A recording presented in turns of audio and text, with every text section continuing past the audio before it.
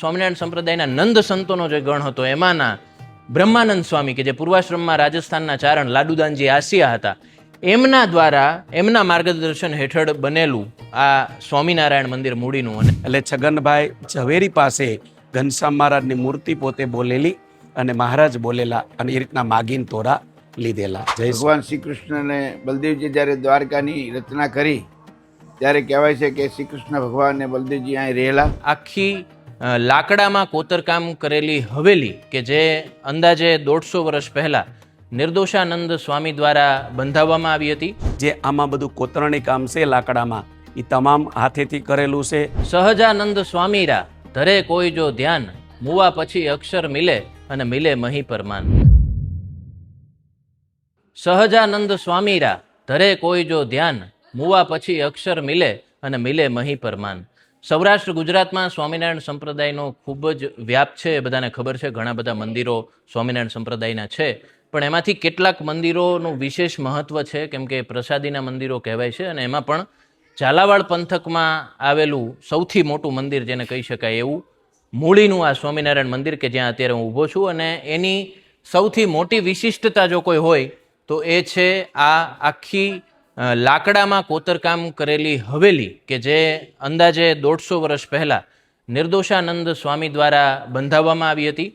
અને આ મંદિરની વિશેષતા એટલા માટે પણ વધી જાય છે કેમ કે જેમનું લખેલું સાહિત્ય છે, જેમના લખેલા છંદો છે, એ અત્યારે લોક ડાયરામાં ઘણી બધી જગ્યાએ બોલાય છે. પછી કૃષ્ણ રાસના છંદો હોય, સર સર પર અધર, એ જે બધા રેણંકી છંદો છે, એ જેને લખ્યા હતા એવા સ્વામિનારાયણ સંપ્રદાયના નંદ સંતોનો જે ગણ હતો એમાંના બ્રહ્માનંદ સ્વામી કે જે પૂર્વાશ્રમમાં રાજસ્થાનના ચારણ લાડુદાનજી આસિયા હતા, એમના દ્વારા એમના માર્ગદર્શન હેઠળ બનેલું આ સ્વામિનારાયણ મંદિર મૂડીનું. અને ત્યાં અમે આવ્યા છીએ લોકયાત્રા લઈને, તો તમને એ મંદિરના પણ દર્શન કરાવીએ.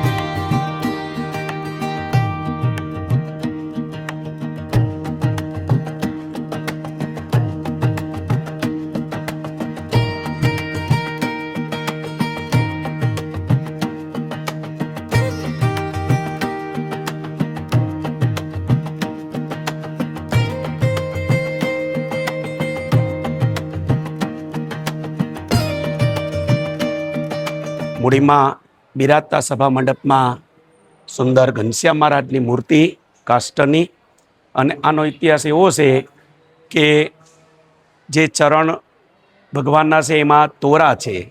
એકવાર વાંકાનેરના છગનભાઈ ઝવેરી સ્વામી આવીને દર્શન કરતા હતા મહારાજના, કે ઓહો મહારાજ આપના ચરણમાં ચાંદીના તોરા.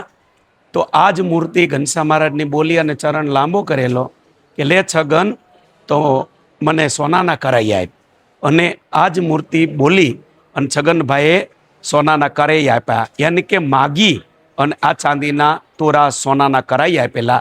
એટલે છગનભાઈ ઝવેરી પાસે ઘનશ્યામ મહારાજની મૂર્તિ પોતે બોલેલી અને મહારાજ બોલેલા અને એ રીતના માગીન તોરા.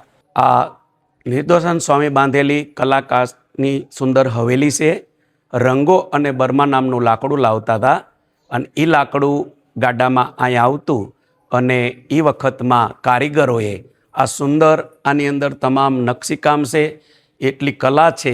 અને એ વખતમાં તો કોઈ આધુનિક કે કંઈ વસ્તુ કે લાઇટ કે સુવિધા નહોતી, છતાં આટલું સુંદર નકશીકામ, આવી ભવ્ય હવેલી જે આમાં બધું કોતરણી કામ છે લાકડામાં, એ તમામ હાથેથી કરેલું છે. સુંદર મજાનું શાક સીસમની આખી હવેલી નિર્દોષાનંદ સ્વામીએ નિર્માણ કરેલી. 150 વર્ષ જેવું આ હવેલીને થયા. આની અંદર અદ્ભુત જે નકશીકામ છે એ નજારો મૂડી મંદિરનો એક સુંદર ઘરેણા રૂપ છે. તો આવી સુંદર હવેલી પૂજ્ય નિર્દોષાનંદ સ્વામીએ નિર્માણ કરેલી. આ દાખલા તરીકે આખું લાકડાનું એક જ પીસ છે. એક પીસની અંદર બધી જે નકશીકામ કર્યા, અંદર ગણપતજી, પોપટ, મોર એ છે, પણ આરપાર નકશીકામ કરેલું છે. અને એક જ લાકડાની અંદર તમામ નકશીકામ અંદર આવેલું છે. એ જ રીતના આ થાંભલાની અંદર અલગ અલગ વેલો બનાવી છે, એ રીતની વેલો છે. બાકી થાંભલામાં અને તમામમાં જુદા જુદા આખું ઐતિહાસિક કલાત્મક સુંદર નકશીકામ આની અંદર હવેલીમાં કરેલું છે. એ કલાત્મક અને નકશીકામવાળી સુંદર હવેલી. મૂરી એક ઐતિહાસિક નગરી છે.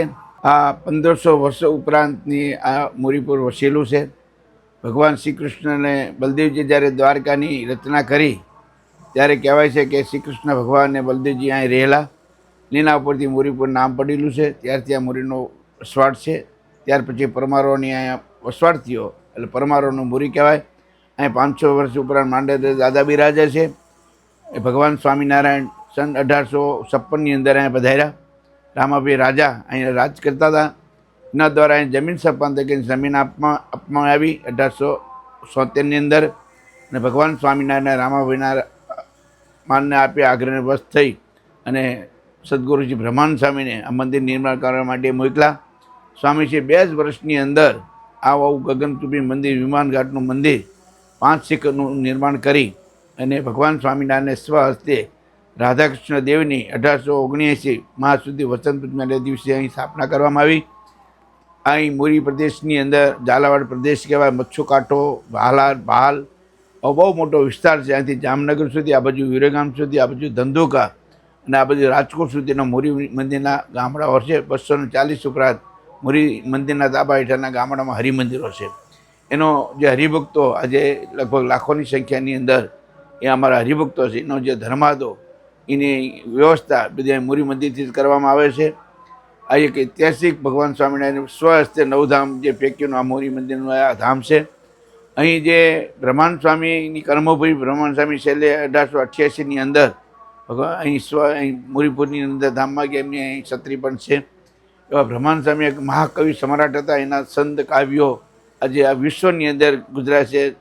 ગઢવી પરિવારની અંદર, ચારણજી પરિવારની અંદર આ કાવ્યની બહુ બધા અત્યારે એનો ઉપયોગ કરતા હોય છે અને કાવ્યથી બધા પ્રભાવિત છે. ભગવાન સ્વામીને અતિ પ્રિય ગામ. અહીં સુંદર મજાની કલાત્મક હવેલીના દર્શન તમે કરો. એ નિર્દોષન સ્વામી 1932ની અંદર એ બનાવી લઈને પણ 150 વર્ષ ઉપરાંત થઈ ગયા. આ મંદિરને પણ 204 વર્ષ પૂર્ણ થયા. એ ત્યાં જો સુંદર મજાનું બ્રહ્માનંદ નામના છે સભા મંડપ, એની અંદર પણ એવી કલાત્મક નકશીથી યુક્ત મંદિર છે. હરિનારાયણ સ્વામી 1942ની અંદર બનાવેલું. એટલે પૌરાણિક દ્રષ્ટિએ આ દત્તાત્રેય ભગવાનનો આ આશ્રમ હતો. એ પણ આ મંદિરની સામે અલગ વાવ છે, ભગવતી નદી છે. તો ઘણું બધું ઐતિહાસિક પુરાણો અહીંયા મોરીની અંદર સંકળાયેલા છે. તો જ્યારે અહીં અનેક તમે જોઈ શકો, અહીં અનેક ભક્તો આવી અને દર્શન કરી અને ભગવાનના ભજન ભક્તિ કરી અને પોતાના જીવનને સાર્થક કરે છે. મોરી દેશનું એક તાવી ગામ છે જ્યાં ભગવાન સ્વામિનારાયણ 18 વખત પધારેલા છે. જ્યાં એક દ્વારી તલાવડી કરીને એક તલાવ છે. અહીંયા હનુમાનજી મહારાજનું મંદિર છે.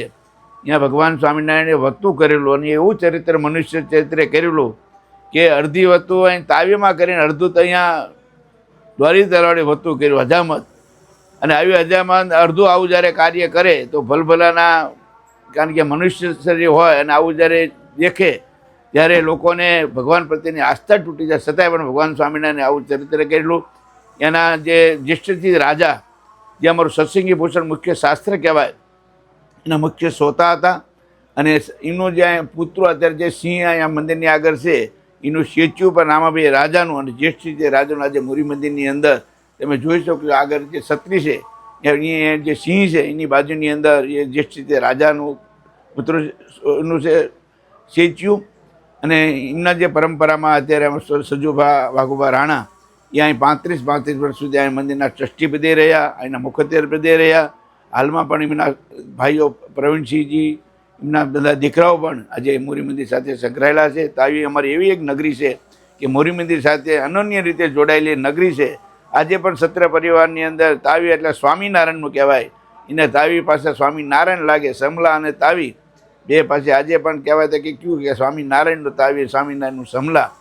માં જે ક્ષત્રિય પરિવાર સંપૂર્ણપણે અમારું એક જ માત્ર સ્વામિનારાયણનું મંદિર છે, શિવજીનું મંદિર છે, બીજા કોઈ ધ્યેય નથી. અને આજે પણ ક્ષત્રિય પરિવાર અમારા મોરીમાં સાથે જોડાયેલો વર્ગ છે. એક તાવી નગરી અમારા મોરીમાંથી એક ઐતિહાસિક નગરી છે.